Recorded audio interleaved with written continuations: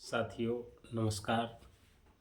आज मैं एक अद्भुत, आश्चर्यजनक और ज्ञानवर्धक कहानी कहने के लिए जा रहा हूँ, जो बीरबल और बादशाह अकबर के किस्सों में से एक मशहूर किस्सा है। एक दिन क्या हुआ, बादशाह अकबर का दरबार लगा हुआ था। उस दरबार में अकस्मात लंका के राजा का दूत वहां पर आया और आकर के बादशाह अकबर के पास पहुंचकर दंडवत प्रणाम किया और कहा, हुजूर, आपके दरबार के दरबारियों के बुद्धिमानी के, बहादुरी के और होशियारी के बहुत किस्से, बहुत उपलब्धियां, बहुत ख्याति सुनी है। मुझे मेरे राजा ने आपके यहाँ एक घड़ा बुद्धि लाने के लिए भेजा है।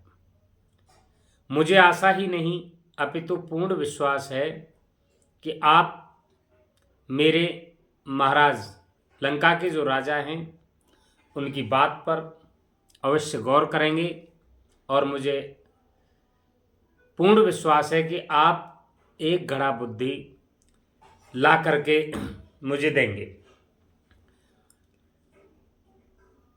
किसी न किसी तरीके से आप एक घड़ा बुद्धि का बंदोबस्त कर दीजिए, जिससे हमारे राज्य में भी बुद्धिमान लोग हो जाएं।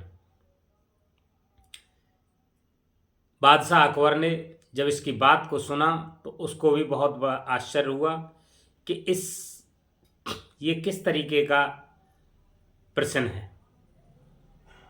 काफ़ी सोच विचार करके उसने सोचा कि ऐसा तो नहीं है कहीं लंका के जो राजा हैं वो हमारी बुद्धि का, हमारी बुद्धिमत्ता का मजाक उड़ा रहे हों।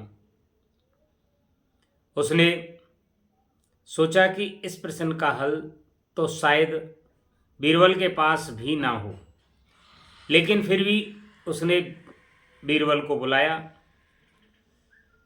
उनको समझाया कि इस तरीके से लंका के राजा का दूत हमारे पास है और वो एक घड़ा बुद्धि मांगने के लिए हमारे बीच में है।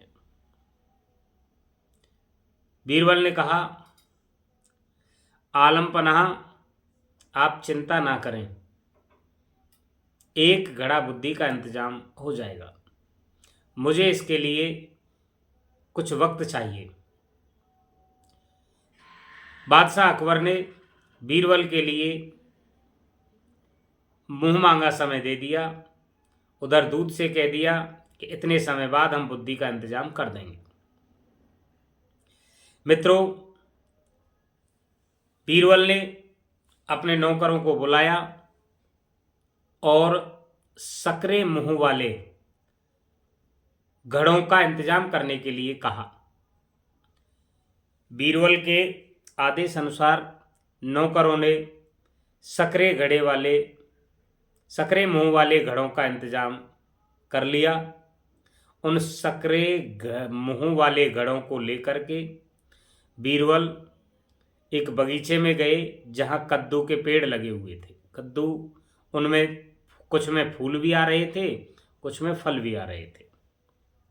जिसमें एक फल आ रहा था, उस फल के पास सकरे मुंह वाला घड़ा उल्टा करके उस फल में प्रवेश करा दिया। अपने नौकरों से भी कह दिया कि जहां जहां फल आ रहे हैं उन सब फलों में इन घड़ों को उल्टा करके लगा दीजिए। ध्यान रहे कोई भी घड़ा फूट नहीं जाए, इसलिए उन्होंने वहां नौकरों को उनकी रखवाली के लिए भी लगा दिया। उधर बादशाह अकबर ने कुछ समय बाद, जब 15 दिन बीत जाते हैं, तो बीरबल को बुलाया कि बीरबल और कितना समय लगेगा।